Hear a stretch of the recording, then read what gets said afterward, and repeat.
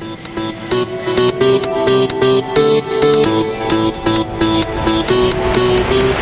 your time, do it right. TBC. TBC. Tapos isang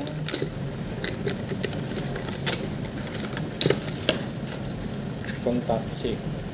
Lagyan mo ng date, yung pag-testing, no? Lagyan mo ng date yung pag-testing, guys. Tapos ito siya, guys, buksan mo ito, isaw-saw mo sa tubig, nakabasa lang siya. Ayan, tapos isara mo ulit. Ito yung TBC. Ngayon, ang C naman, ganun din, buksan mo rin sa pisado, saw-saw mo rin, mabasa lang siya, tapos balik. Ito, ilalagay natin sa ito. Ito yung indicator, guys.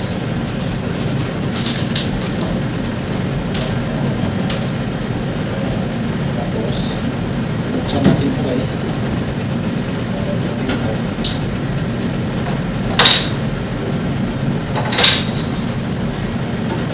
Sa loob, guys, meron siyang lagayan. Tapos meron siyang thermometer sa loob. Yan, ipasok mo itong dalawa. Ipasok mo siya, isnado. Pagka masara, ipon mo. Pasok na yung dalawang bote. Yan. Ito yung power, i-on mo. Para safety, lagyan natin ng tape para hindi magalaw. Tapos may remarks dito kasi baka magalaw nila.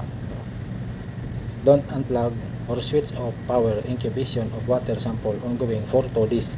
Ayan, guys, dito nilagyan ko rin para hindi natanggalan talaga. Do not remove for 2 days. Yan siya, guys. So after 2 days, tanggalin natin sa ganitong oras din, alas 9 rin siya ng oras, tanggalin. Ganun lang, guys, mag test ng water testing. After 2 days yan, guys, yung sa loob may mga dot yan, ibig sabihin may dumi yung tubig. So tingnan natin, guys, after 2 days kung ano ang kahinat na ng ating testing, kung safe pa bang inumin yung tubig namin. Okay, guys, see you after 2 days.